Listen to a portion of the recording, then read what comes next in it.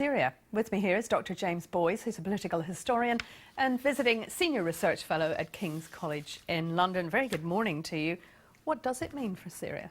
Well, quite clearly we've seen a complete stalemate in St. Petersburg. Anybody who thought this was really going to resolve anything was clearly deluded, and what you're seeing now are the various world leaders returning home, trying to figure out how on earth to do anything next. Of course, we're waiting for the United States. Secretary Kerry is in Europe trying to handhold this very fragile coalition led by the French, ironically enough, but really now all eyes turn to Capitol Hill.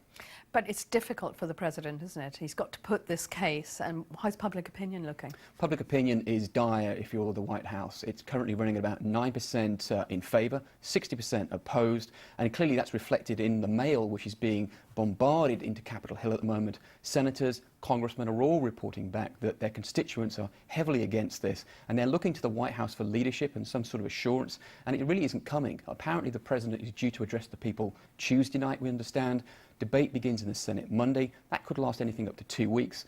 And if it fails to get out of that because of a potential filibuster, for example, which the Democrats can't control, it may not even reach the House of Representatives. OK, so what does this mean? Because the weeks are now slipping by since he made his first comments, and John Kerry made those comments as well about the red line. Yeah, absolutely. What you're seeing is the rhetoric ahead of the policy, and it's given, of course, the Syrians time to move their assets around to make it very, very difficult for any aerial bombardment to succeed. So whilst the world looks to the White House for leadership, Assad arguably is getting his pieces lined up to make it much more difficult for any potential bombardment from the West. How does this reflect on President Obama himself? I think what it's doing is it's weakening the position not only of the president himself, and you're seeing this reflected even in The Guardian, for example, where people are calling for some decision, but also upon the office of the presidency, because by passing this over from the executive office to the legislature to make the decision, it really potentially weakens the office of the president for future administrations. OK, what about the United Kingdom in all of this? Because we've had our vote,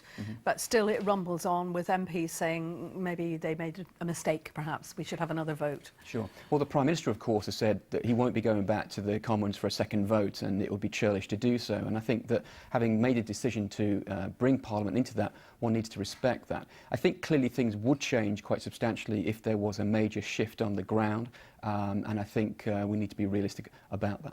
And just briefly, when history looks back on it, was the President Obama's red line comment the wrong thing to say? I think you'll find that it was. It was a typical off-the-cuff remark made in the heat of a press conference, and may well go down as bad as Gerald Ford's suggestion in '76 that there was no Soviet invasion of Eastern Europe.